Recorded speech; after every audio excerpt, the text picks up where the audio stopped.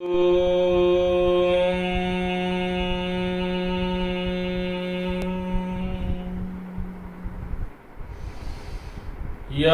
देवी सर्वभूतेषु विद्यारूपेण संस्थिता या देवी सर्वभूतेषु विद्यारूपेण संस्थिता नमस्तस्यै नमस्तस्यै नमस्तस्यै नमो नमः नमस्तस्यै नमो नमः।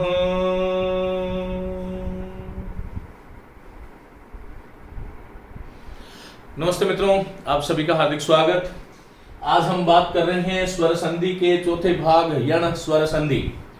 इस बात को आप महत्वपूर्ण कर लें जो मैं बोल रहा हूं कि संधि के पूरे प्रकरण में सबसे ज्यादा प्रश्न यदि किसी संधि से आते हैं तो वो यण स्वर संधि है, बहुत ही महत्वपूर्ण है। मैं इसके बारे में बात करूं उससे पहले हम कुछ इसके आधार भूमि क्या है इसके बारे में बात करते हैं। मित्रों, मैंने आपको ये बताया था कि कोई भी जो संधि है उसका जैसे दीर्घ संधि नाम है तो दीर्घ क्यों नाम है, गुण को गुण क्यों कहते हैं, वृद्धि को वृद्धि क्यों कहते हैं। मित्रों, यण संधि जो है ये संस्कृत का एक यण जो है वो एक पारिभाषिक शब्द है। हिंदी वाले विद्यार्थी विशेष रूप से इस बात का ध्यान रखें कि यण जो है वो संस्कृत का एक प्रत्याहार है। अब ये कैसे प्रत्याहार है तो यहां पर देखो, मैं 2 मिनट आपको इसकी भूमिका से जोड़ देता हूं। संस्कृत की वर्णमाला जो है उसको महेश्वर सूत्र कहते हैं और वो कुछ यूं होते हैं अयुण, ऋलृक, एओंग, फिर आता है ऐ औच और फिर होता है ह य व र ट और फिर होता है लण। और ये कितने सूत्र हो गए? 1 2 3 4 5 और 6। यण संधि का पूरी संरचना जो है इन्हीं 6 सूत्रों में कहीं ना कहीं छिपी हुई है। हमें उसको देखना चाहिए, जानना चाहिए, समझना चाहिए। मैं आपको इसके बारे में बता रहा हूं कि यण संधि को यण संधि क्यों कहते हैं। संस्कृत व्याकरण में एक सूत्र है इको यणचि और इसका अर्थ ये होता है कि इक के स्थान पर, इक क्या है? संस्कृत व्याकरण का एक प्रत्याहार है। इक के स्थान पर क्या हो जाता है? यण हो जाता है। कब होता है? अचि मनी जब स्वर बाद में आए तो, स्वर परे हो तो, परे मनी बाद में हो तो इक के स्थान पर यण हो जाता है। ये आपको समझना बहुत आवश्यक है। आप सीधा सीधा उसकी संरचना पर, हिंदी वाली संरचना पर जाओगे तो कदाचित विस्मृति हो सकती है। इसलिए देखिएगा यहां पर हमें ध्यान रखना है कि इक क्या है तो ई से लेकर के क तक जो वर्ण है वो इक प्रत्याहार में आते हैं। वो कौन कौन से वर्ण है कि ई, उ, री और ली। देखो ये जो है उसको हमें क्या कहना चाहिए? ई से लेकर के ये क ली तक लिख दिया मैंने तो ये इक है। और फिर देखो य से लेकर के ल तक जो है वो क्या है? यण है।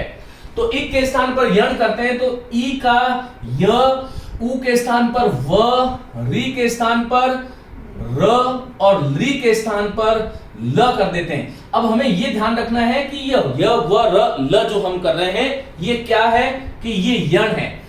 अब ये सूत्र देखो, ये कह रहा है कि इको यणचि माने इक के स्थान पर यण हो जाता है। कब होता है? जब स्वर परे होता है। तो मित्रों, ई के स्थान पर होने वाला जो यह है ये क्यों हो गया, इसके पीछे तर्क क्या है तो हमें ये समझना चाहिए कि देखो ई का उच्चारण स्थान क्या है? हम सभी जानते हैं तालु है और य का उच्चारण स्थान क्या है? तालु। इसका मतलब उच्चारण सामीप्य है। ई को यही क्यों? और यही कारण है कि हिंदी में य व र को अर्धस्वर कहते हैं। दूसरी बात, एक और महत्वपूर्ण बात है कि ये ली वर्ण जो है वो हिंदी में नहीं है। इसलिए हिंदी की दृष्टि से यदि मैं बात करूं तो इसके यण संधि के 3 पार्ट है, 1, 2 और 3। और संस्कृत व्याकरण की दृष्टि से यदि हम बात करेंगे तो इसके 4 भाग हो गए। अब उ का उच्चारण स्थान औष्ठ होता है, व का उच्चारण स्थान भी औष्ठ होता है। इसलिए उ का व होता है, री का र होता है और ली का ल होता है संस्कृत में। हिंदी में क्योंकि ली वर्ण नहीं है इसलिए हमें ध्यान रखना चाहिए कि हिंदी में ये 3 पार्ट काम आते हैं। ई के स्थान पर य होना, उ के स्थान पर व होना और री के स्थान पर र होना। ये देखने में आपको 3 ही नियम लग रहे हैं, दिख रहे हैं, लेकिन इससे हजारों शब्द बनते हैं। बहुत ही अच्छा जो है यण संधि से बहुत अच्छे शब्दों का निर्माण होता है, जो हमारी शब्द शुद्धि को भी जो है आपको सिखाएगा। कई बार यण संधि से बनने वाले शब्दों को अशुद्ध रूप से हम लिखते हैं और वह प्रचलन हो गया है, तो उसका भी आज हम शोधन करेंगे। चलिए आइएगा बात करते हैं। अब मैं हिंदी व्याकरण की दृष्टि से यदि आपको बताऊं तो इसका स्ट्रक्चर ये हो जाता है कि प्रथम पद का अंतिम वर्ण ई अथवा ई हो। पहले नियम की बात कर रहा हूं मैं, ई अथवा ई हो और ई का योग किसी असमान स्वर से हो जाए। पहले इसे देख लो, ई हो या प्रथम पद का अंतिम वर्ण हो सकता है कि उ या उ हो, या फिर प्रथम पद का अंतिम वर्ण जो है वो री हो सकता है। री किस शब्द में होता है? जैसे पितृ है, मातृ है, हंत्री है, गंत्री है, इस प्रकार से भ्रातृ शब्द है। उ कहां होता है? हम जानते हैं गुरु है। उ कहां होता है? वधु है। ई कहां होता है कि अभी है, नी है, और ई कहां होता है कि नदी है। तो प्रथम पद का अंतिम वर्ण यदि ये हो और इनका योग अंतिम पद का प्रथम वर्ण में कोई असमान स्वर आना चाहिए। असमान स्वर का मतलब यह है, इस बात को आपको समझना है कि ई के बाद में ई नहीं आना चाहिए, कुछ असमान आना चाहिए। उ के बाद में उ नहीं आना चाहिए, असमान आना चाहिए। समान स्वर को हम पहले पढ़ चुके हैं। ई परस्पर सवर्ण है, और जब समान स्वर आएंगे तब तो वो दीर्घ संधि हो जाएगी। उ भी सवर्ण है, समान स्वर आएंगे तो दीर्घ संधि। री भी सवर्ण है, और समान स्वर आएंगे तो वो पितृन, मातृन, वो वाले जो शब्द बताए थे वह दीर्घ संधि में चले जाएंगे। तो हिंदी की दृष्टि से यदि मैं बात करूं तो यण संधि की ये संरचना होती है। मानी प्रथम पद का अंतिम वर्ण ई, उ, री, और उसका योग किससे होता है? असमान स्वर से होता है। यदि ऐसा होता है तो ये ई जो है ये किस में बदल जाएगा? ह्रस्व और दीर्घ ई दोनों य में बदलता है। यहां पर आपको ध्यान ये रखना है कि ये य जो है वो हलंत है, बार बार मैं कह रहा हूं। उ जो है वो किस में परिवर्तित हो जाएगा? व में, क्योंकि इसका भी उच्चारण स्थान औष्ठ है और व का उच्चारण स्थान भी औष्ठ है। और री का क्या बन जाएगा? र बन जाएगा। हिंदी में ये री वाले शब्द केवल 7-8 शब्द हैं। उ वाले बहुत सारे शब्द हैं और ई के सर्वाधिक शब्द मिलते हैं। चलिए हम इसमें एक ये बात करते हैं, यहां पर मित्रों में कुछ शब्द लिख रहा हूं। मानी ऐसे शब्द जिनके अंत में ई आता है, ऐसे कितने शब्द हैं जिनका यण संधि में उपयोग होता है? ये मेरे पढ़ाने का तरीका है, मैं हमेशा इसी प्रकार से करता हूं। मित्रों हमारे पास देखिएगा एक उपसर्ग है, जैसे मैंने एक उपसर्ग लिया, 7 उपसर्ग होते हैं जिसमें ह्रस्व ई का प्रयोग होता है। एक अति उपसर्ग है, अति है, एक अधि है, एक अभी है, एक प्रति है, एक परि है, एक वी है और एक नी है। ये 7 हो गए क्या? 1 2 3 4 5 6 और 7 फिक्स नियम है। ये 7, इन 7 उपसर्गों से यण संधि में कम से कम हजारों शब्द बनते हैं कोई। अब आपने ये देख लिया कि यण संधि में प्रथम पद का अंतिम वर्ण अति, अधि, अभि, प्रति, परि, वी, नी हो सकता है। ये ध्यान रखिएगा। ऐसे कौन कौन शब्द है जिसमें और इसमें यण संधि में काम आते हैं? तो मित्रों एक शब्द है त्रि, एक शब्द है राशि, एक शब्द है मति, एक शब्द है भक्ति, एक शब्द है रीति, और एक शब्द है उक्ति, एक शब्द है उपरि, एक शब्द है इति। इनमें सब में देखो त में ई मानी ह्रस्व ई का प्रयोग हुआ है। अब ऐसे शब्द भी हैं जिसमें दीर्घ ई का प्रयोग होता है, तो सबसे महत्वपूर्ण शब्द है नदी। इसी प्रकार से एक शब्द है सुधी, विद्वान को कहते हैं। इसी प्रकार से एक शब्द है नारी, एक बहुत महत्वपूर्ण शब्द है और हिंदी में बहुत बार पूछा जाता है इस शब्द से बने शब्द, क्योंकि गलतियां करते हैं हम। स्त्री शब्द है, स्त्री है। एक और शब्द है सखी, एक शब्द है जननी, नारी, सती, हाँ सती है। तो ये शब्द हैं जिनका प्रयोग हम यण संधि के पहले भाग में करने वाले हैं। आपके सामने एक संरचना आ गई कि यण संधि में जो प्रथम पद के अंतिम वर्ण बनेंगे वो ये वर्ण आते हैं। एक बार मेरे साथ बोल लें, क्योंकि ये हम इस रूप से यदि इनको पढ़ेंगे तो जीवन में कभी भूलना चाहोगे तो भी नहीं भूलोगे। देखिए मित्रों, अति हमारे 22 उपसर्ग हैं। 22 उपसर्गों में से 7 उपसर्ग ऐसे हैं, नोट करें, 22 उपसर्गों में से 7 उपसर्ग ऐसे हैं जो इकारांत है, ह्रस्व इकारांत। वो कौन कौन से है मैंने लिख दिया, अति, अधि, अभि, प्रति, परि, वि, नि। ये तो 7 उपसर्ग हो गए। फिर आपको क्या याद रखना, त्र्यंबक शब्द है, त्र्यंबकम यजामहे सुगंधिम, त्र्यक्षर शब्द है। राशि शब्द है, राशंतरणम, मत्यानुसार, भक्त्यानुसार, रीत्यानुसार, उक्त्यानुसार, उप्रयुक्त, इत्यादि, इत्याल्म, नद्यामुख, शुद्धोपास्य, नार्यादेश, स्त्री उपयोगी, सख्यादेश, जननी, जनन्यादेश और जो है सती और अनुसार, सत्यानुसार। तो इस प्रकार से हमें ध्यान रखना चाहिए कि ये शब्द है जिसके अंत में ई या ई आता है, और जब भी ई आएगा तो क्या बना देंगे हम, य। कैसे बना देंगे, देखो, यदि मेरे पास अति शब्द आया है तो अति को मैं क्या बनाऊंगा, बोलो, अत्य।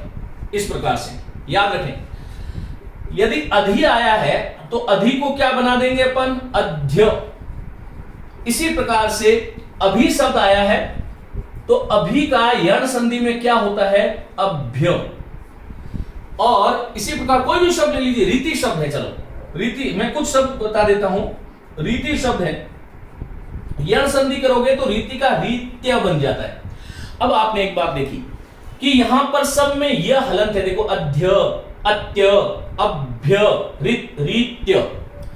और इस य से पहले जो वर्ण है वो हलंत है, जिसको आप लोग अपनी भाषा में आधा वर्ण कहते हो। यण संधि की पहचान यह है कि य व र से पहले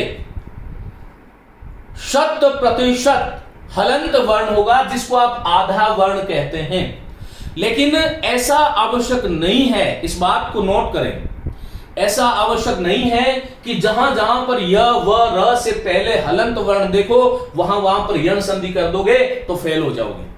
ऐसे कौन कौन से स्थल हैं उसके बारे में मैं बात करूंगा, लेकिन धीरे धीरे जैसे अपन आगे बढ़ेंगे वैसे वैसे मैं इन चीजों को आपके सामने लेके आऊंगा। मित्रों, एक शब्द है स्वागत। तो स्वागत में देखिएगा, स्वागत में व से पहले स हलंत आ रहा है, लेकिन यदि मैंने स्वार्थ, स्वाभिमान इस प्रकार से शब्द दे दिया, स्वार्थ या स्वाभिमान शब्द दे दिया, तो यहां पर भी स्व है, यहां पर भी स्व है। इसी प्रकार स्वार्थ में भी स्व है, ये ध्यान रखिएगा। इस प्रकार के बहुत सारे शब्द आने वाले हैं। व से पहले हलंत स आ रहा है, लेकिन इन शब्दों में, दोनों शब्दों में यण संधि नहीं है, जबकि स्वागत, स्वस्ति, हाँ एक इसमें स्वस्ति शब्द और लिख लीजिएगा, स्वस्ति इत्यादि शब्दों में यण संधि का प्रयोग होता है। स्वल्प, सु और अल्प, लेकिन स्वल्प में तो यण संधि होगी, ध्यान रखिएगा। लेकिन इसी तरह से एक शब्द है स्वस्थ, इसमें कोई संधि ही नहीं है।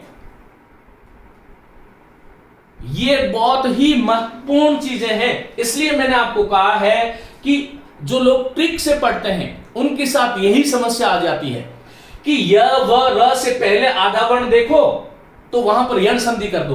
देखो, ये एक तरीका हो सकता है, लेकिन ये सार्वभौम सत्य कभी नहीं हो सकता कि य व र से पहले जहां कहीं भी आप हलंत वर्ण देखो वहां पर यण संधि कर दोगे, गड़बड़ हो जाएगा। और परीक्षा में यही प्रश्न आते हैं, ये ध्यान रखिएगा, इसका स्क्रीनशॉट ले आओ।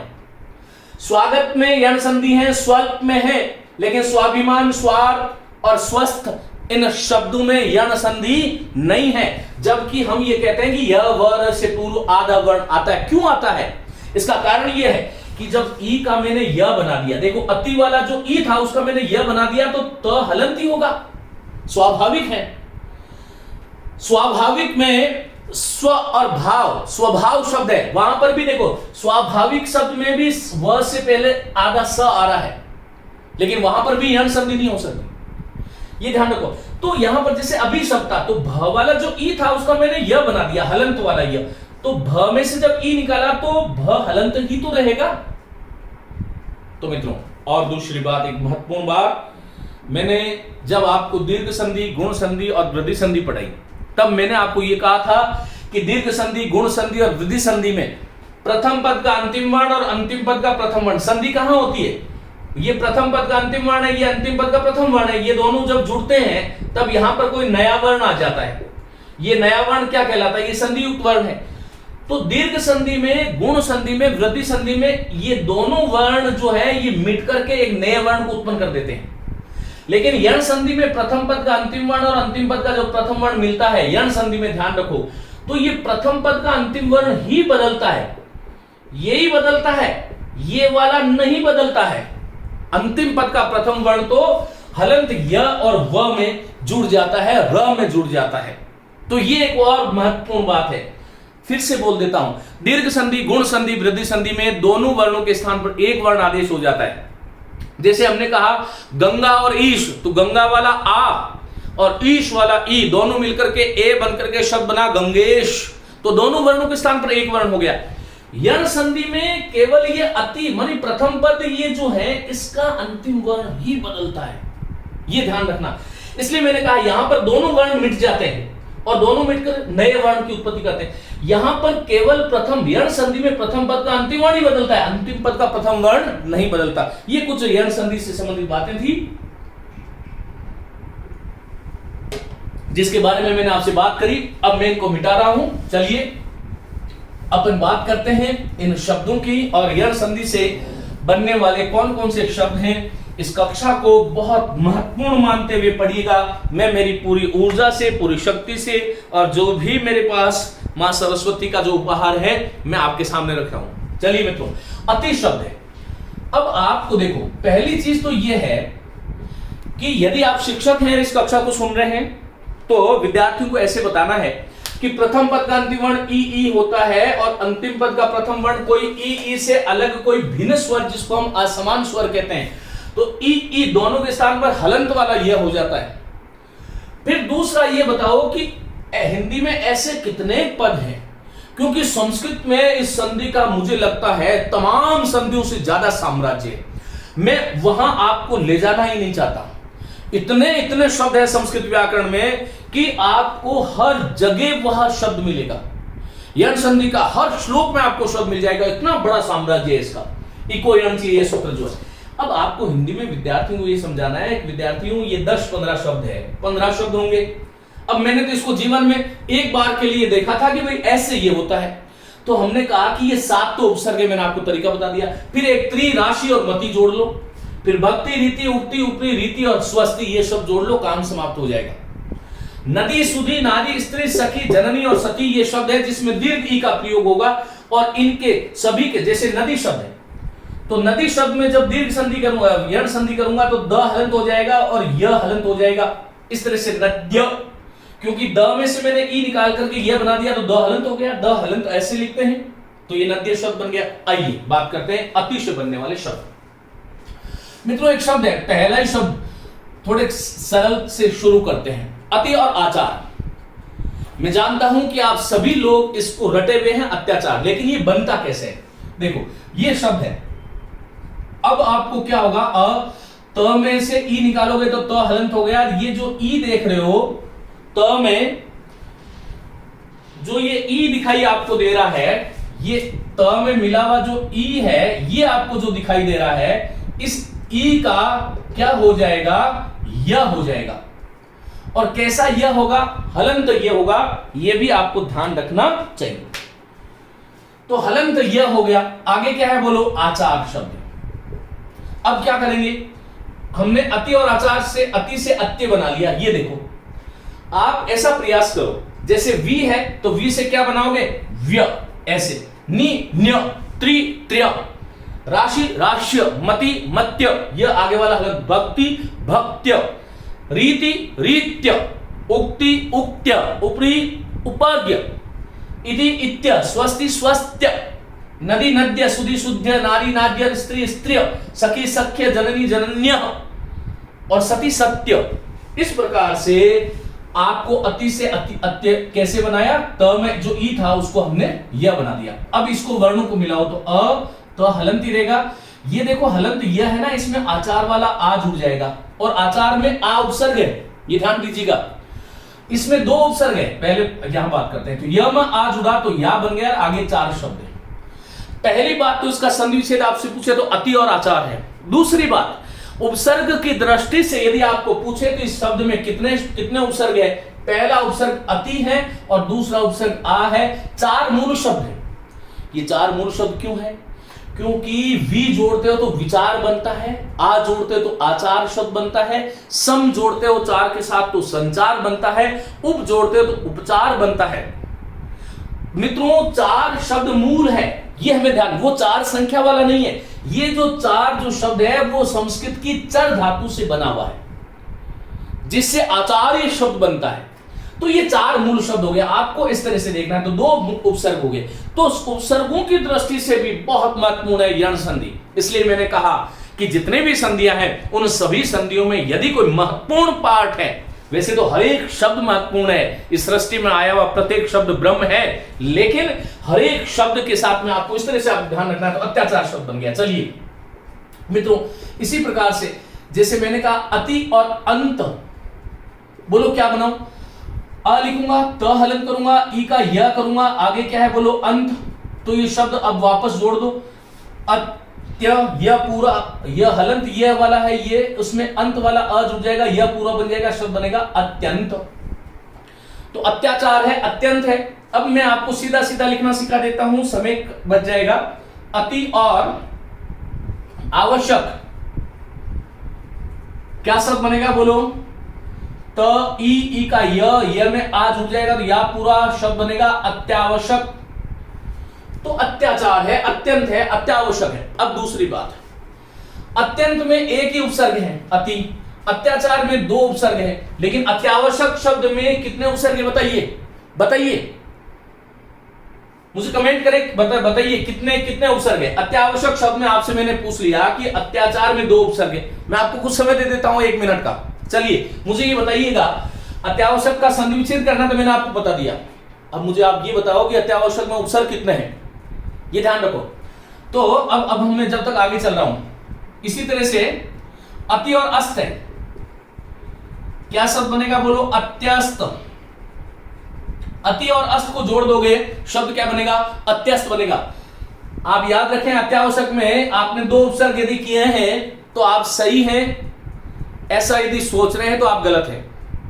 ये ध्यान रखिएगा, अत्यावश्यक में एक ही उपसर्ग है, क्योंकि आवश्यक शब्द जो है वो अवश्य शब्द के साथ में अक प्रत्यय जुड़ा है, तब आवश्यक बनता है। अवश्य में कोई भी उपसर्ग नहीं है, इस प्रकार से हमें ध्यान रखना चाहिए। तो अति उपसर्ग हो गया। इसी प्रकार से शब्द है अति और उत्तम, क्या बनेगा बोलो? देखो पहली बात तो प्रथम पद का अंतिम वर्ण त में क्या है? ई है, और आगे क्या है? उ। ई उ परस्पर क्या है? असमान है। ई होते तो समान होते। तो ये शब्द क्या बनेगा बोलो? अ त ई का यू, देखो ई का यह बनेगा, उत्तम वाला यू इसमें आ जाएगा, ये शब्द बन जाएगा अत्युत्तम। अब दूसरी बात, मुझे ये बताओ अत्युत्तम में कितने उपसर्ग है? 1 या 2? तो मित्रों उत्तम शब्द उद और तम से बनता है, द का त हो जाता है। जब द का योग क ख त थ प फ और स से होता है तो द का त बन जाता है और शब्द बनेगा जो है उत्तम। तो दो उपसर्ग हो गए अत्युत्तम में, ये ध्यान रखिएगा, ये बहुत ही महत्वपूर्ण कक्षा है। इसी प्रकार से अत्युत्तम शब्द है, अत्यावश्यक शब्द है, और इसी प्रकार से जो शब्द है अति और उक्ति, अति और उक्ति जो शब्द है, इससे जो शब्द क्या बनेगा? अत्युक्ति। अब यहां पर देखिएगा, उक्ति में कोई उपसर्ग नहीं है, अत्युक्ति में एक ही उपसर्ग है। हमारा पूरा ध्यान इस कक्षा में उपसर्ग पर भी होना है, यहां तक जब हम पढ़ रहे हैं नी तक, ये ध्यान रखिएगा। तो ये शब्द है। अब यदि आपने एक बार इन शब्दों को ढंग से यदि देख लिया तो आपको जीवन में फिर से देखने की आवश्यकता कभी भी नहीं होगी। एक और शब्द लिख सकते हैं आप, अति और अधिक। अति और अधिक शब्द क्या बनेगा? अत्यधिक। अत्यधिक तो इस प्रकार से हमने ये देखा कि अति से अति अब हमारे जीवन में सदैव के लिए स्मरण में आ गया कि अति से बनने वाले शब्द कौन कौन से हैं, बोलो कौन कौन से हैं। अत्याचार, अत्यंत, अत्यावश्यक, अत्यस्त, अत्युत्तम, अत्यधिक, अत्योक्ति, अत्यंत इत्यादि इत्यादि जो शब्द हैं वह सारे के सारे अति से बनने वाले। मैं इसको मिटा रहा हूं, स्क्रीनशॉट ले लें आप। अब हम बात करेंगे अधि की। तो शब्द तो बहुत सारे बन सकते हैं, लेकिन मैं कुछ महत्वपूर्ण शब्दों की बात कर लेता हूं। मित्रों, अधि उपसर्ग से बनने वाले शब्द कौन कौन से हो सकते हैं? देखो, पहला अधि उपसर्ग है, आपक शब्द जोड़ दोगे, शब्द बनेगा धम ई है, ई का क्या कर दूंगा, बोलो यह कैसा होता है, हलंत वाला। आगे क्या है, आपक शब्द है, ये था, ये मैंने बना दिया। और तीसरे में देखो ध में ई है और आपक का पहला वर्ण आ है। संधि कहां होती है? प्रथम पद के अंतिम वर्ण जो कि ई है, और अंतिम पद का प्रथम वर्ण आपक का आ है। और ये परस्पर ई और आ परस्पर असमान है, इसका मतलब यहां पर यण संधि होगी। अब ये शब्द क्या बना, बोलो अध्यापक। विद्यार्थियों, बहुत ही महत्वपूर्ण, रुकिए, चिंतन कीजिएगा। मैं आपसे यह पूछता हूं कि अध्यापक शब्द में उपसर्ग कितने हैं? मैंने आपको दे दिया, एक उपसर्ग है, दो है अथवा तीन है। आप लोग इसको जब तक चिंतन करें, मैं एक दो शब्द आपको और आगे लिख देता हूं, आप बताएं मुझे कितने उपसर्ग हैं। चलिए, इसी प्रकार से हमने एक शब्द लिया अधि और अयन। देखो शब्द क्या बनेगा, ध में ई का य हलन था, अ जुड़ गया, यह पूरा हो गया, यन वाला यन रह गया, अध्ययन। इसी प्रकार से अधिधन आपन, अधिधन आपन, बोलो क्या बनेगा, अध्यापन। अब ये बार बार बताने की जरूरत नहीं है, आप थोड़ा सा अपना दिमाग भी लगाइएगा। अधि और आपन से अध्यापन बन गया। अधि और ऊढ़ा, जो विवाहित स्त्री है उसके लिए आता है ऊढ़ा, शब्द क्या बनेगा, बोलो अध्यूढ़ा। चलिए मित्रों, अधि और आदेश, अधि के साथ में आदेश जब जोड़ देते हो, बोलो क्या बनेगा, अ लिखूंगा, ध हलंत ई का य में आदेश वाला आ, शब्द बनेगा अध्यादेश। एक बहुत अच्छा शब्द है जो बहुत शुद्ध अशुद्ध में पूछा जाता है, अधि और अधीन। क्या होगा, बोलो अ ध ई य यम अ, फिर धीन, अध्यय, अध्ययधीन। अधि और इन दो उपसर्ग है जिसमें उपसर्ग की पुनरावृत्ति हुई है। प्रश्न ये भी आता है कि कौन सा शब्द है जिसमें एक ही उपसर्ग की पुनरावृत्ति हुई है, तो अध्ययधीन। इस प्रकार से अध्यादेश हो गया। अब देखिएगा, अधि और आहार, शब्द बनेगा अध्यार। अध्यार का अर्थ होता है किसी चीज को पीछे से खींच के लाना आगे, वह अध्यार होता है।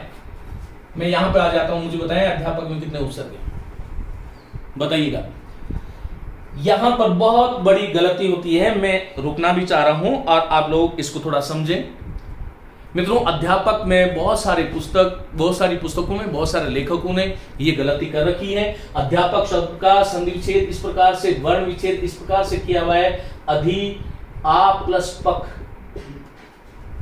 गलत है। यहां पर अध्यापक में एक ही उपसर्ग है, ध्यान रखिएगा, केवल एक उपसर्ग है, वह अधि है। आपक मूल शब्द है।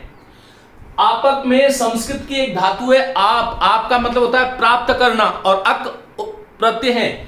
अधिकार होता है मैं, जो शिष्य के हृदय में ज्ञान की प्राप्ति प्रविष्टि प्राप्त करा देता है। शिष्य के हृदय में अपनी बुद्धि में भरा हुआ जो ज्ञान है उसको शिष्य के हृदय में, क्योंकि अधि का अर्थ ही क्या होता है, मैं। अधि का अर्थ जैसे उपसर्ग का अर्थ समीप होता है, वैसे अधि का अर्थ होता है मैं। देखो, एक शब्द है अधि और अक्षी। एक तो यहां पर अक्ष ना करें, जिन शब्दों के अंत में अक्षी होता है संधि और समास करते वक्त अक्ष हो जाता है, लेकिन संधि विच्छेद अधि और अक्ष करोगे तो अक्ष का मतलब तो दूरी होता है। अक्षांश शब्द इसी से बनता है, अक्ष और अंश जोड़ोगे तो अक्षांश बनेगा। अब ये अधि में ध में ई था, ई का य कर दिया, अक्षी वाला और अक्षी का अक्ष बन गया, शब्द बन गया अध्यक्ष। अध्यक्ष का मतलब क्या होता है, जिसकी आंख में, अक्ष बनी आंख में, जिसकी धुरी में नहीं, जिसकी आंख में पूरी सभा चलती है, वह अध्यक्ष है। क्योंकि अध्यक्ष, देखिएगा, अध्यक्ष यदि आप कभी किसी भी कार्यक्रम के अध्यक्ष बने हैं तो ध्यान रखो, अध्यक्ष जब तक कार्यक्रम संपूर्ण नहीं होता तब तक वहां पर उपस्थित होता है, तभी वो अध्यक्ष कहला सकता है। अतिथि अलग होता है, वो कभी भी जा सकता है, लेकिन अध्यक्ष है इसलिए क्योंकि पूरी की पूरी सभा उसके जो है आंख में चलती है। तो अधि और अक्षी, तो मित्रों यहां पर देखो, आप उपसर्ग, आप धातु हैं और अक प्रत्यय है। यहां पर आ उपसर्ग नहीं होगा, अधि और आ जो दो उपसर्ग मान रहे हैं वो गलत है, तो अध्यापक में एक ही उपसर्ग होगा। और ये बात हमने स्पष्ट रूप से हिंदी बृहद व्याकरण कोश हमारी पुस्तक जो है उसमें भी इसको विशेष रूप से लिखा है, क्योंकि बहुत बार ये प्रश्न आता है कि निम्न में से किस शब्द में एक से अधिक उपसर्ग का प्रयोग हुआ है। मित्रों इसी प्रकार अध्ययन शब्द में एक ही उपसर्ग है, अध्यापन में भी एक ही उपसर्ग है, अध्युडा में एक ही उपसर्ग है, अधिधीन में दो उपसर्ग है, अध्यक्ष में एक उपसर्ग है, अध्यादेश में दो उपसर्ग है। अधि और आ क्योंकि देश मूल शब्द है। कैसे मूल शब्द, कैसे पता चलेगा? जैसे आप यदि इसको आ और पक करोगे तो पक के साथ में कोई उपसर्ग जोड़ो, फिर कोई शब्द नहीं बनेगा। मैं उपसर्ग पढ़ाने वाला हूं आपको, तब मैं आपको बताऊंगा इसके बारे में विस्तार से। लेकिन जैसे देश शब्द को हमने क्यों मूल शब्द माना? क्योंकि आ जोड़ा तो आदेश, वि जोड़ा तो विदेश, सम जोड़ा तो संदेश, उप जोड़ा तो उपदेश, निर जोड़ा तो निर्देश। इसी प्रकार से अध्यार में भी आ उपसर्ग है, क्योंकि हार मूल शब्द है। प्रहार, आहार, विहार, संहार, उपहार, अनुहार, प्रतिहार, बहुत सारे शब्द बन सकते हैं हार से, इसलिए हार मूल शब्द है। और अध्यार में दो उपसर्ग हैं, अध्यादेश में दो उपसर्ग है, अध्यधीन में दो उपसर्ग है, बाकी अधि उपसर्ग से लिखे हुए जितने भी शब्द मैंने यहां पे लिखे हैं उन सभी शब्दों में एक ही उपसर्ग है। ये हमारी बात थी। आगे चलते मित्रों, आप इसका स्क्रीनशॉट लें।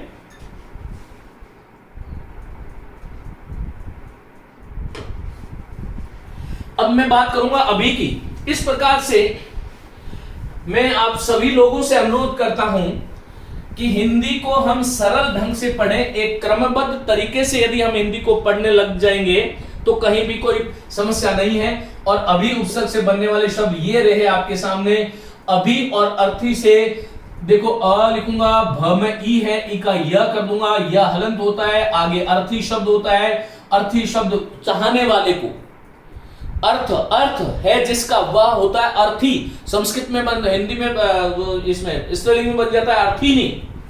तो यहां पर इसको वापस जोड़ो, भ यम अर्थी वाला अ जुड़ा, यह पूरा, और ये शब्द क्या बना बोलो? अभ्यर्थी। गलती से भी इसको अभ्यर्थी नहीं लिखें, जो कि बहुत सारे लोग लिख रहे हैं। अभी और अर्थी से अभ्यर्थी शब्द बनता है, अभ्यर्थी शब्द गलत है। इसी प्रकार से एक बहुत अच्छा शब्द है, सभी का होना चाहिए। यह भी अभी और उदय, चारों ओर से उदय, सम्यक रूप से उदय शब्द बनता है अभ्युदय। अभ्युदय में दो उपसर्ग हैं। इसी प्रकार से अभी, उद और स्थान, उद और स्थान को जोड़ते हो तो शब्द बनता है उत्थान। अब इसको वापस जोड़ो, अभी और उत्थान। अभी और उत्थान को जोड़ोगे तो अ भ में ई का य, उत्थान वाला उ ये जुड़ा और ये शब्द बना अभ्युत्थान। तो मित्रों इस प्रकार से ये इन शब्दों का हमें विशेष रूप से ध्यान रखना चाहिए। इसी प्रकार से अभी और अस्त, अभी और आस पहले लो, अभी और आस, भ में ई का यह शब्द बनेगा अभ्यास। अभ्यास, बार बार बैठना। आज का मतलब बैठना होता है। एक चीज को बार बार हमारे मन में बिठाने के लिए जो क्रिया हम करते हैं उस क्रिया का नाम अभ्यास है। शब्दों के अर्थों को आप समझिएगा। मैंने आपको कहा कि शब्द ब्रह्म है। इस सृष्टि में शब्द से बड़ा कोई भी नहीं है, और कम से कम विद्यार्थी के लिए तो एक एक शब्द जो है वह किसी भी ब्रह्म से कम नहीं है। तो प्रत्येक शब्द का देखो, आस, आस माने बिठाना, अभी बार बार एक शब्द को बार बार अपने मन में बार बार बिठाने की जो प्रक्रिया चलती है उसका नाम अभ्यास है। और अभ्यास करने से हम किसी चीज के अभी और अस्त हो जाते हैं। क्या? अभ्यस्त हो जाते हैं। हम कहते हैं ना वह विद्या का अभ्यस्त हो गया। कुछ लोग गलत चीजें करने से उनके भी अभ्यस्त हो जाते हैं। तो हमें अभ्यास करके विद्या का अभ्यस्त होना है। अभ्यस्त मानी हम उसमें डूब गए, बार बार हमारी वह आदत का हिस्सा बन गया, इसलिए वह अभ्यस्त हो गया। तो मित्रों ये अभी वाले शब्द थे। इस प्रकार से इसको आप देख लें और इसका स्क्रीनशॉट ले लें। अधि की बात हो गई, अभी की बात हो गई। प्रति, प्रति से बनने वाले हिंदी में कम से कम 50 महत्वपूर्ण शब्द हैं। 50 को मैं यहां पर यदि लिखने लगा तो ये बहुत लंबी कक्षा हो जाएगी, इसलिए मैं कुछ महत्वपूर्ण जो शब्द हैं जो प्रति से बनते हैं उसके बारे में बात में कर लेता हूं। प्रति और अक्षी, इसका भी अक्ष संधि विच्छेद कर देते हैं। शब्द बनेगा प्रत्यक्ष, प्रति और एक, प्रत्येक। देखो कैसे बना, एक बार बना के बताता हूं। प्र, त हलंत, ई का य और आगे क्या है एक। अब इनको जोड़ो वापस, प्र त यम, एक ही एक वर्तनी जुड़ गई, शब्द क्या बना प्रत्येक। तो इस प्रकार से प्रत्येक बन गया। इसी प्रकार से प्रति और आहार, प्रत्याहार, अभी मैं यण को प्रत्याहार मान रहा था, तो प्र त ई का य और ये शब्द क्या बना प्रत्याहार। इसी प्रकार से प्रति और आदेश, प्रति और आदेश, क्या इससे बहुत सारे शब्द बनेंगे, सारे अपन नहीं लिखेंगे, महत्वपूर्ण लिख देता हूं। प्रति और आभूति, भू में भू बड़ा, प्रत्याभूति, किसी चीज को वापस, प्रत्याभूति। और प्रति और आवर्तन, प्रत्यावर्तन, फिर से लौटाना किसी चीज को, प्रत्यावर्तन। तो प्रति, आवर्तन, प्रत्यावर्तन। एक बहुत गलत शब्द का प्रयोग हम करते हैं, प्रति और आशी शब्द होता है, ये शब्द बनता है प्रत्याशी, और हम इस शब्द को क्या लिखते हैं प्रत्याक्षी। तो प्रत्याक्षी लिखना छोड़ दें, प्रत्याशी शब्द होता है प्रत्याशी, प्रतिआशी, प्रत्याशी। और प्रत्याशी बोले वह जो है किसी पार्टी दल विशेष का प्रत्याशी है, प्रत्याशी शी। इस प्रकार से प्रति और आदेश से प्रत्यादेश बना दिया, क्या बना देते हैं, हाँ बना दिया, देखिएगा। और प्रति और अंतर जो शब्द है, इससे शब्द क्या बनेगा प्रत्यंतर। प्रति और अभिज्ञ शब्द है, एक दर्शन है, और बहुत बार पूछा जाता है शुद्ध अशुद्ध में प्रत्यभिज्ञ। इस प्रकार बहुत सारे शब्दों का निर्माण इससे होता है, हमें इसी रूप में इनको जानना चाहिए। चलिए मित्रों, प्रत्यक्ष में एक उपसर्ग है, प्रति में इसमें भी एक उपसर्ग है, प्रत्याभूति में प्रति और आप दो उपसर्ग है, प्रत्यावर्तन में दो उपसर्ग है, प्रत्यंतर में एक उपसर्ग है, प्रत्याशी में आशय बना है, इसमें एक उपसर्ग है, प्रत्यभिज्ञ में दो उपसर्ग है, प्रति अभि और जय प्रत्यय है। यहां पर किस शब्द के अंत में आता है तो उसका अर्थ होता है जानने वाला। और बहुत सारे शब्द बनते हैं, लेकिन मैंने कहा ना महत्वपूर्ण शब्दों की बात करेंगे। अब हम बात करेंगे परि उपसर्ग की। तो परि उपसर्ग से बनने वाले शब्द कितने हैं देखिएगा, चलिएगा। ये बहुत ही जो है भ्रमित करने वाला उपसर्ग है परि। कैसे, देखो क्या होता है, एक शब्द है जिसको मैं पहले लिखता हूं, परिधन आवरण। पहली बात तो र में ई है और आगे आ है, इसका मतलब ई का योग असमान स्वर से हुआ है, तो यहां पर यण संधि प्रवर्तित होगी, कहीं समस्या नहीं है। अब क्या करूंगा, बोलो प, र को हलन करूंगा, ये र में जो ई है उसको य कर दूंगा, आगे क्या है बोलो आवरण। ये पूरा का पूरा गणितीय विधि है, इससे आप किसी भी शब्द को शुद्ध और अशुद्ध को जान सकते हो कि ऐसे होता है। ये सब प, फिर देखो र आधा है, वैसे आधा नहीं, उसको हल चिन्ह युक्त कहना चाहिए, लेकिन कोई नहीं, ये या के ऊपर चला जाएगा तो शब्द बनेगा पर्या, और फिर आगे शब्द है वरण। पहली चीज तो ये र जो था, देखो य में तो आ जुड़ गया तो या बन गया, ये र जो था उस य के ऊपर बैठ गया तो शब्द बना पर्यावरण। परिमणि चारों ओर, आवरण, जो चारों ओर आवरण है उसी को हम पर्यावरण कहते हैं। मित्रों इस शब्द में दो उपसर्ग है, परि आवरण। हो सकता है कि आपको थोड़ा सा इसकी गति जो है वो तेज लग रही हो पढ़ाने की, तो ध्यान रखो, क्योंकि आप इसको रोक करके आप देख सकते हैं। मैं आपका ये चाहता हूं कि मैं कम समय में आपको अधिक से अधिक कैसे दूं। मित्रों एक शब्द है परि और अंक, ये बार पूछा गया शब्द है। अंक कहते हैं गोद को, परिमणि चारों ओर से। पहले शब्द बनाता हूं, क्या होता है पर, र वाला ई का य, आगे है अंक, इसको बहुत ध्यान से जोड़ो। प यम अ जुड़ेगा तो यम, और आगे ये र उसके ऊपर से चला जाएगा, प्रयंक शब्द बनेगा। और प्रयंक जो है वो पलंग, पलंग का तत्सम शब्द प्रयंक है। यूं कहूं कि प्रयंक तत्सम है, पलंग तद्भव है। परिमणि चारों ओर से, अंक मणि गोद में, जो हमें चारों ओर से गोद में ले लेता है अपनी, वह है प्रयंक। उस प्रयंक का शब्द से ही धीरे धीरे हमने इसको पलंग बना दिया। मित्रों इसी प्रकार से एक जो है जैन दर्शन में एक त्योहार है, त्योहार में भी त्योहार इसी प्रकार से लिखें, त्योहार नहीं लिखें। त्योहार कुछ लोग इस प्रकार से लिख देते हैं, कुछ लोग यूं लिख देते हैं, ये शब्द गलत है, शुद्ध शब्द है त्योहार। तो चलिए पर्यावरण, पर्यूषण, तो र में ई है, ई का य कर दूंगा और आगे शब्द है उषण और ये शब्द बनेगा पर्यूषण, पर्यूषण। इस प्रकार से हमें ध्यान रखना है। तो मित्रों और इसी तरह से एक शब्द है परिधन आय, परिधन आय, बोलो क्या बनेगा, पर्याय। तो ये परि से बनने वाले जो शब्द हैं इस प्रकार से हमें ध्यान रखना चाहिए। एक बहुत अच्छा शब्द है परिधन अवेक्षण। देखो इसको इसी रूप से बनाना है, र को हलन करना जैसे ये बताया है। मैं सीधा शब्द लिख देता हूं, शब्द बनता है पर्यवेक्षण और परि और अवेक्षक को जोड़ लोगे, अवेक्षक को जोड़ लोगे तो शब्द बनेगा पर्यवेक्षक। पर्यवेक्षक शब्द में दो उपसर्ग है, पहला परि दूसरा अव, और अव के साथ में जब ईक्षक शब्द जोड़ देते हो तो गुण संधि हो जाती है। तो इस शब्द में दो संधियां हैं, पहली यण संधि, दूसरी गुण संधि। एक और विशेष बात, यदि किसी शब्द में एक से अधिक संधि हुई है, अब आपसे पर्यवेक्षण में पूछ ले पर्यवेक्षक में कौन सी संधि है, वहां पर यण संधि भी दे दे, गुण संधि भी दे दे, तो आपको गुण संधि नहीं करनी है, यण संधि करनी है। इसका कारण किसी भी शब्द में दो सार्थक खंडों के मध्य जो पहली संधि हो रही है, पहली संधि हो रही है, ऐसे बहुत सारे शब्द हैं जिसमें तीन तीन संधियां हो जाती हैं।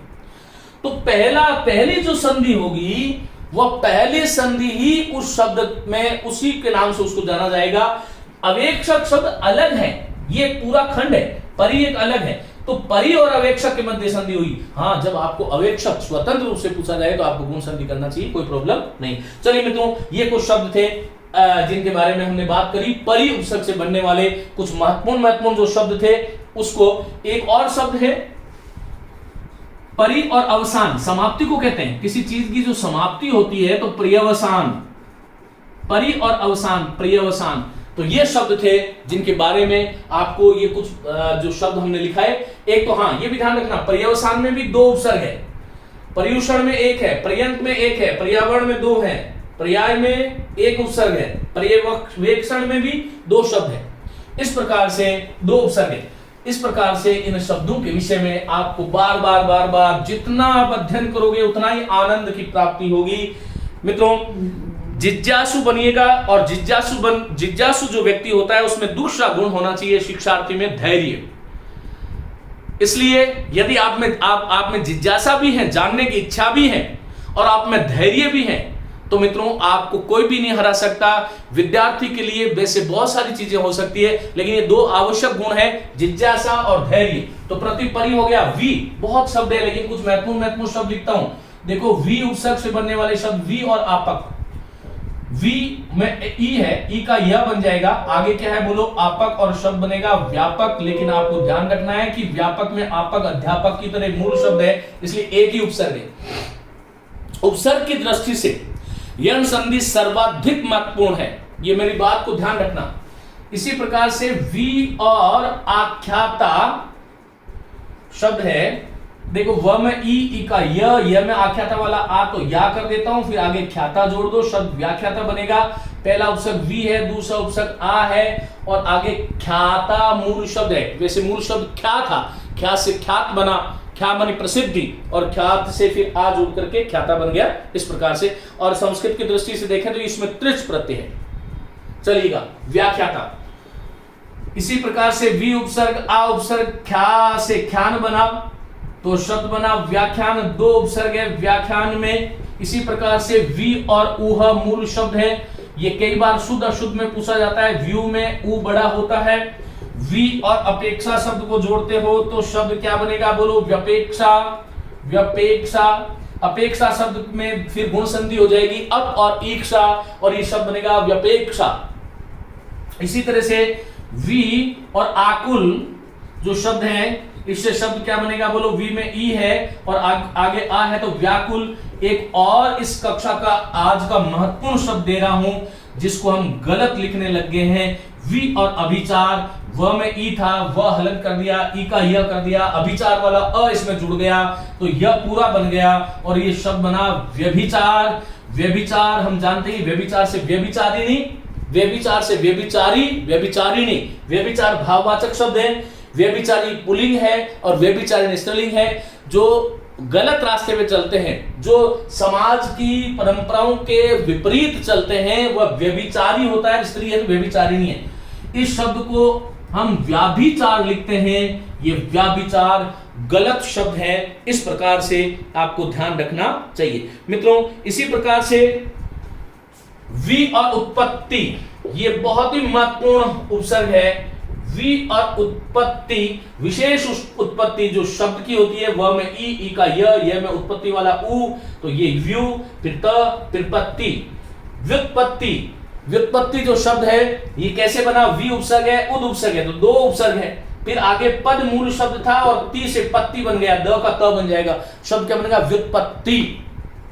तो इस प्रकार से वी उपसर्ग से बहुत सारे शब्द बन सकते हैं। वी और आपती, वी और आपती, आपती में उपसर्ग नहीं है, आप धातु है, शब्द बनेगा व में ई का य, आ वाला आ, व्याप्ति। व्याप्ति का मतलब है एक वस्तु के होने से दूसरी वस्तु भी जब वहां पर होती है उसको हम बोलते हैं व्याप्ति। वी और आपक से व्यापक, व्याख्यान, व्याख्याता, व्याकुल, व्यपेक्षा, व्युत्पत्ति, व्यभिचार, व्याप्ति, व्यपेक्षा शब्द की हमने बात कर ली। वी और व्यवसाय, वी और अवसाय, वी और अवसाय, दो उपसर्ग है, उपसर्ग है, इसमें ध्यान रखना। शब्द बनेगा व्यवसाय और व्यवसाय में जब इक प्रत्यय जोड़ते हो तब शब्द बनता है व्यावसायिक। इसी प्रकार से वी और आवर्तन, किसी चीज को वापस विशेष रूप से लौटाना। आवर्तन में आ उपसर्ग है, वर्तन मूल शब्द है, क्योंकि परि जोड़ते हो तो परिवर्तन बनता है और ये शब्द बनता है व्यावर्तन। और इस प्रकार से ये जो है वी उपसर्ग समाप्त हुआ। महत्वपूर्ण शब्द थे, इसको आप जो है स्क्रीनशॉट इसका लें तुरंत। अभी हम आगे बात करेंगे नि उपसर्ग की।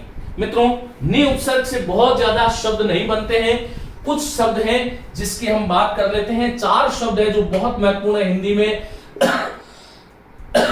नि और आय, न में ई का य, आय वाला आ, तो न्याय, न्याय बनेगा। इसी प्रकार से हाँ, एक व्यास शब्द लिख दीजिएगा वी में, वी और आस से व्यास बनेगा, ये महत्वपूर्ण शब्द है। अलग अलग करना, विशेष रूप से बिठाना, एक शब्द को दूसरे शब्द के पास विशेष रूप से बिठाना, व्यास। चलो, तो न्याय हो गया। नी और आस को जोड़ोगे तो ये शब्द बनेगा न्यास। न्यास कहते हैं धरोहर को, और न्यासी जो है धरोहर जिसके पास हम रखते हैं, वह जिसके पास धरोहर हमारी पड़ी है वह न्यासी है। तो न्याय हो गया, न्यास हो गया। एक शब्द इसका और है नी और अस्त, और ये सब न में ई का यह शब्द बनेगा न्यस्त। तो ये 3 शब्द जो नी की दृष्टि से बहुत ही महत्वपूर्ण थे, जिसके बारे में हमने बात करी, कौन कौन से थे बताओ? न्याय, न्यासी और न्यस्त। मित्रों, यहां तक ये 7 उपसर्ग आज हमने बात करी है। आगे के जो शब्द हैं उसको मैं बहुत शांति से आपको पढ़ाना चाहता हूं। यह संधि बहुत ही महत्वपूर्ण है। आगे की कक्षा में बात करूंगा इन शब्दों से बनने वाले कौन कौन से शब्द हैं, किस में हम गलती करते हैं, जैसे व्याभिचार, जैसे अभ्यार्थी, बहुत सारे इस प्रकार के शब्द हैं जिसको हम गलत लिखते हैं, और इतना एक बहुत बड़ा वर्ग उनको गलत लिखता है। तो मैं उम्मीद करता हूं कि कक्षा आपके लिए बहुत ही महत्वपूर्ण हुई होगी। और दूसरी बात, विचार कीजिएगा, हमें ये जो आज की जो कक्षा थी इसको वापस देखिएगा, उपसर्ग की दृष्टि से बहुत ही महत्वपूर्ण है। कुछ शब्द हैं जिसमें उपसर्ग की भ्रांति हो जाती है, लेकिन वहां पर वस्तुतः एक ही उपसर्ग है। जैसे मैंने अध्यापक इत्यादि शब्द, अध्ययन, अध्यापन, इस प्रकार के जो शब्द मैंने आपको बताए उनके बारे में आपको विशेष रूप से ध्यान रखना है। नमस्ते, खूब आनंद से पढ़िएगा। आगे कक्षा में मैं इन शब्दों के बारे में बात करूंगा। जब तक के लिए इसको बार बार जो है आप रिवाइज